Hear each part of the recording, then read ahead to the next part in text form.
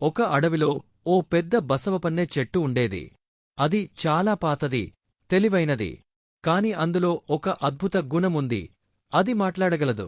ఒకరోజు ఒక చిన్న కుందేలు, పేరు బూచి, అడవిలో చక్కర్లు కొడుతూ ఆ చెట్టు కిందికి వచ్చింది.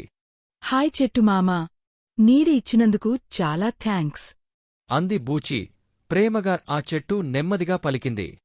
ధన్యవాదాలు బూచి. నేను నీకు ఒక కథ చెబుతాను, వినాలంటే చెప్పు. బూచి ఒక్కసారిగా అబ్బురపోయింది. చెట్టు మాట్లాడుతుందా అని ఆశ్చర్యపోయింది.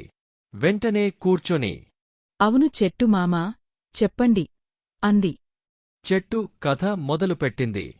కొన్ని సంవత్సరాల క్రితం ఈ అడవిలోని జంతువులు చిన్న విషయాలకే గొడవపడేవి. అప్పుడు నేను ఏమీ మాట్లాడేదాన్ని కాదు. కాని ఓ రోజు అందరిని మిత్రులుగా చేయాలనిపించి నా మొట్టమొదటి మాట పలికాను.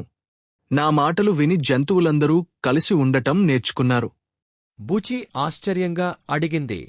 చెట్టు మామా, మీరు మాట్లాడడం ఎలా సాధ్యమైంది? చెట్టు నవ్వుతూ సమాధానమిచ్చింది. పెద్ద మనసుతో శాంతిగా ఉండగలిగితే ప్రకృతిలోని ప్రతి జీవి మనతో మాట్లాడుతుంది. మన హృదయం వినగలిగితే చెట్లు కూడా మాటలాడతాయి. ఆ రోజు నుండి బూచి ప్రతిరోజూ చెట్టు వద్దకు వచ్చేది. కొత్త కథలు వినేది, ముచ్చట్లు చేసేది.